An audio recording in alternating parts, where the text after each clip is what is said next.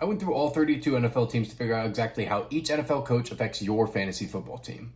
Today's episode, the Carolina Panthers. Take a seat, class is in session. First, we need to identify how this team has changed, and they basically did a complete rebuild. As you can see, 3 new coaches, but the overall direction for these coaches is the offensive side of things. We've got Ejiro Evero, hopefully I pronounced that right, and his knowledge set is safeties. I think we can expect this defensive group to continue to go on the rise. They're missing a few starters from last season, but honestly, it makes a lot of sense in a rebuild that they're kind of just getting away some of their old pieces to kind of build a little bit newer. Moving over to the fun side for us fantasy football nerds, and that of the offense. We've got Frank Reich, who specializes in quarterbacks and wide receivers. And he's got a rather extensive coaching history if you haven't figured that out already. He spent some time with the Colts, some time with the Cardinals, some time with the Chargers, and some time with the Eagles. Moving over to the OC, we have Thomas Brown, and his specialty is running backs. Now that we understand a little bit about the coaches, let's look at exactly who they signed and who they picked up in the NFL draft. And honestly, there's quite a few pieces that I'm actually pretty interested in this offense this season. I really think you should be too, because it's a pretty easy schedule, so it makes a lot of sense when we really get into it.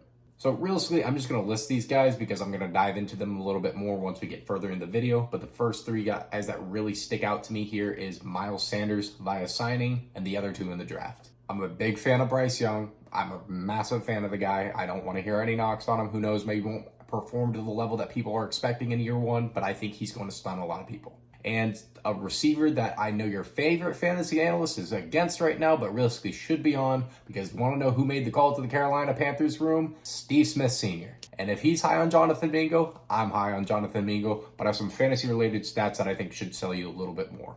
Now that we've teased you a little bit and figured out exactly how the Panthers attack this offseason, we can start diving a little bit more into how it impacts our overall fantasy teams. But first, we need to check with the guys upstairs to see exactly where they have the Carolina Panthers finishing up so we can give our knowledge a little bit more structure. The Carolina Panthers are currently projected to have about 7 to 8 wins this season. I know at first that may seem like a lot, but when you look at their schedule, you're going to see exactly why. And this is why I'm going to see them getting more than 8 wins this season. I currently have the Atlanta Falcons placing 3rd in the NFC South, so I actually have the Carolina Panthers finishing up 2nd.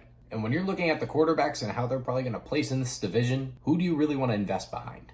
Because here's your options: Derek Carr, Bryce Young, Desmond Ridder or Taylor Heineke, or Baker Mayfield or Kyler Trask. And I'm not sure about you, but I've watched Baker throw to those tight ends, and I was just like, nope, I'm good.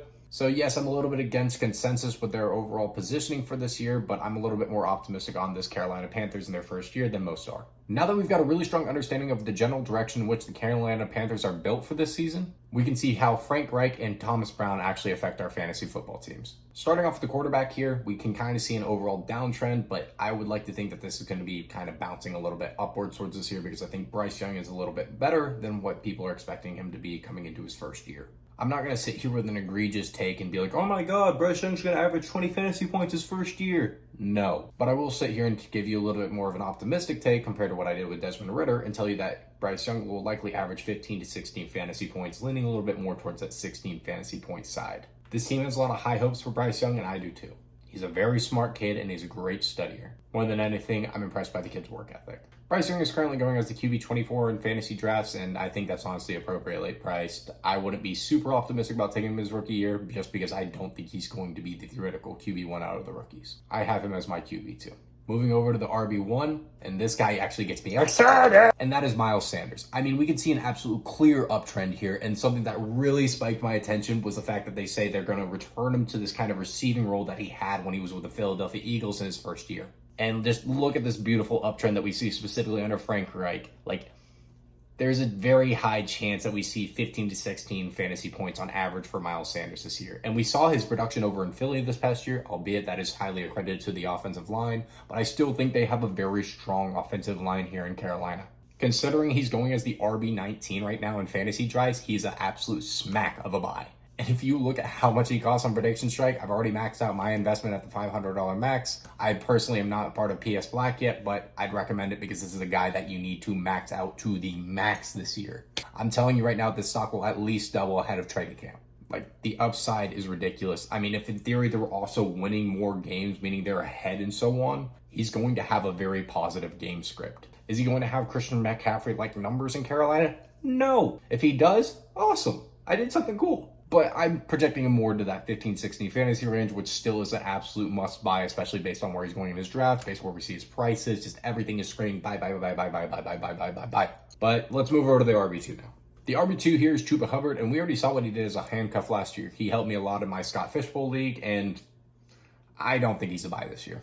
He's currently going as the running back 55. I think that's fairly placed for him, especially if you want a handcuff. That does have a really nice upside, because we saw exactly what he did when he was pretty much the main guy with Deontay Foreman there. But for me, I'm not going to be touching him this particular season. Now, this is where I kind of wanted to talk a little bit more about the Jonathan Mingo situation and why he piques my overall curiosity more than anyone. Like, yes, really, yeah, that's kind of false in itself. Like, Miles Sanders is the guy that really piques my interest. But Jonathan Mingo really should pique your interest here a lot, too. He was the second round pick that they had. Steve Smith Sr. was the guy that they called to be like, hey, who do we take, essentially? Which sounds like a lot of NFL teams did that, which I find kind of funny. Do your own personal research as to why that's funny. So the wide receiver 1 in this offense, in theory, is supposed to average about 15 to 16 fantasy points, which means that like whoever is the wide receiver 1 right now is extremely undervalued, no matter what their ADP is here, because I know they're going late in drafts. I want to say like Jonathan Mingo and Adam Thielen are going next to each other as well. Yeah, Mingo's going as the wide receiver 62 right now, and Adam Thielen's going as the wide receiver 64. I think you can kind of see where consensus is already figuring this out. If you haven't figured this out yet, typically when a wide receiver gets to 32 years in age, their overall fantasy production drops by 100 fantasy points. So we know that we have an aging receiver in that of Adam Thielen, who is 32 years old. Yes, he was brought over to theoretically be this wide receiver 1, but more than likely that is to actually just kind of be a training piece for Bryce Young and allow Jonathan Mingo to develop and kind of get up to speed in the overall game plan. I understand Jonathan Mingo is a fade among your favorite fantasy creator, but who would you rather listen to? A person who creates prospect profiles for fantasy? Or would you rather listen to Steve Smith Sr., the guy who actually has an ear in everyone's draft room and is the guy who also called the Triple Crown winner of that Cooper Cup when everybody else called him insane? I know who I'm going to listen to. That's not meant to be disrespectful in any facet, because player profiles are actually amazing, but not everything's going to hit, i.e. Treylon Burks last year. Although I'm very optimistic about him this year.